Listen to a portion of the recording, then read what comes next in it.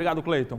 Setor de eventos em toda Santa Catarina, a governadora se comprometeu, a gente antecipou, viu, lá na coluna no scc10.com.br. O novo decreto vale até o dia 26, mas a informação que a gente já tem é que a governadora vai mudar as regras antes disso. Inclusive, antecipamos também essa reunião que o Cleiton contou para a gente agora, entre o setor de eventos, Secretaria de Saúde e governadora, que aconteceu na última terça-feira. A gente também esteve lá, pessoalmente, na manifestação. Por quê? A gente está acompanhando, não é mesmo, dezenas de casas de shows, enfim, fechando as portas. Neste momento, segundo a associação, 30% destes CNPJs, destas empresas, já faliram, fecharam as portas. 30%. O que acontece, por outro lado? Festas clandestinas. Espaços que fantasiam alvarás que não existem ou que mudam o alvará para driblar a fiscalização e continuam fazendo festas sem regras, sem protocolos. Eles estão pedindo a possibilidade de promover protocolos de segurança para que a vida econômica dessas empresas também se mantenha. Por isso eu vou conversar agora com o Rafael Dabdab, ele é presidente da Abrazel, que é a Associação de Bares e Restaurantes de Santa Catarina. Vamos ver como é que eles estão aceitando, né, essa movimentação da governadora, também como é que está a projeção para a liberação. A gente viu aqui, já no próximo final de semana, algumas áreas podem ser liberadas pelo governo. Rafael Dabdab, obrigado por nos receber, nos atender mais uma vez. O que deve ser liberado ainda dessas conversas com a governadora? Qual é a intenção? O que vocês estão cobrando? Libera o quê? É show com menos público? Qual é a ideia que está sendo formada para essas liberações? Bom dia. Bom dia, Fernando. Bom dia a todos. Bem, a Abrazel, Associação Brasileira de Bares e Restaurantes, junto com outras 30 entidades no interior do estado, realizaram um movimento chamado SOS Gastronomia. Esse movimento, na sexta-feira da semana passada, entregou no gabinete da governadora uma sugestão de novos protocolos de segurança. Protocolos esses mais inteligentes que os atuais. Os atuais protocolos que estão em vigência, eles penalizam demais o setor, eles praticamente são um lockdown velado, onde eles reduzem a capacidade de geração de receita em mais de 85%, e, por outro lado, eles partem de premissas equivocadas. A segurança de um consumidor em um bar, em um restaurante, ela está associada ao distanciamento entre as pessoas. E a premissa do decreto atual, ele prevê redução de capacidade de número de pessoas entrando no estabelecimento. A nossa proposta é uma proposta baseada em recomendações da OMS, onde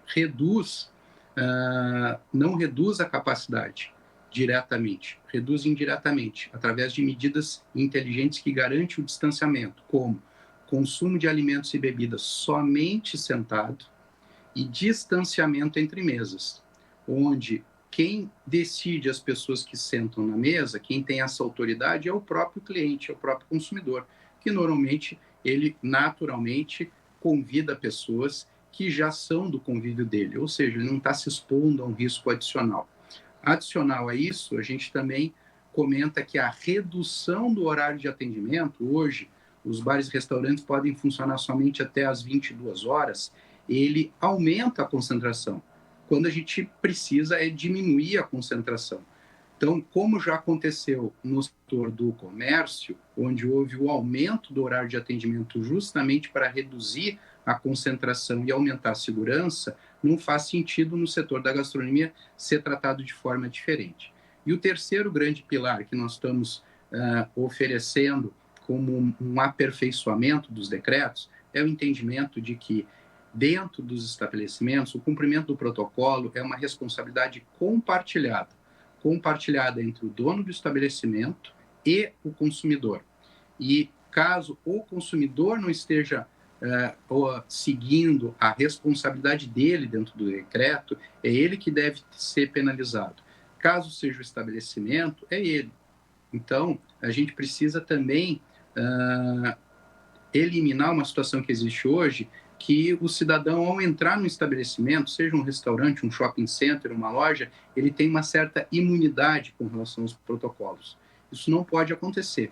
Se essas medidas estivessem em vigor, nós não estaríamos discutindo medidas específicas para balada, medida específica para bar, medida específica para restaurante. Porque essas medidas, elas são eficazes em qualquer um desses ambientes, porque elas atacam o ponto principal de cuidado que nós temos que ter, que é o distanciamento entre as pessoas.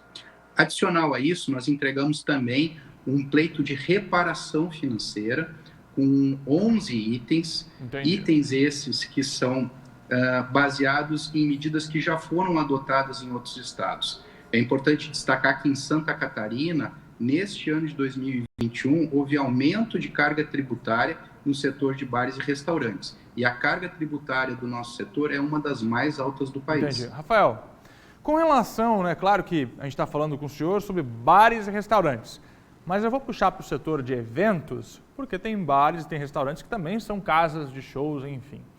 Qual é a promessa que vocês ouviram da governadora? O que deve ser liberado?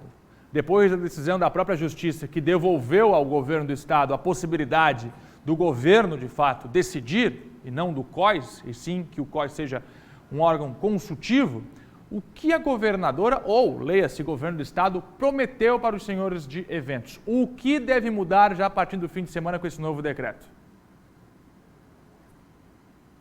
Fernando, nós da Abrazel ou do movimento SOS Gastronomia não fomos convidados a participar dessa reunião do COIS que aconteceu ontem, para nossa surpresa, porque inclusive um dos pleitos era que a gente pudesse participar, porque nós temos capacidade e interesse de contribuir.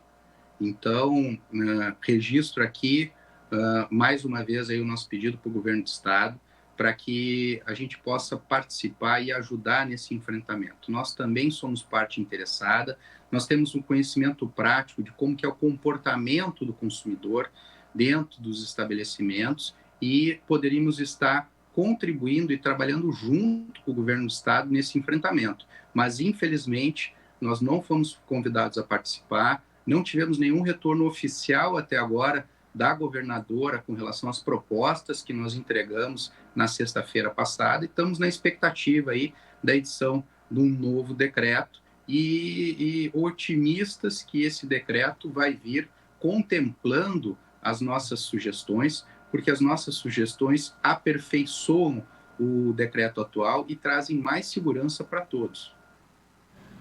Quero agradecer aqui a participação do Rafael Dabdá, presidente da Abrazel, trazendo para a gente as reivindicações do setor. Agora, fato, nós estamos nessa discussão desde o transporte coletivo. Você reduz o horário, o que acontece?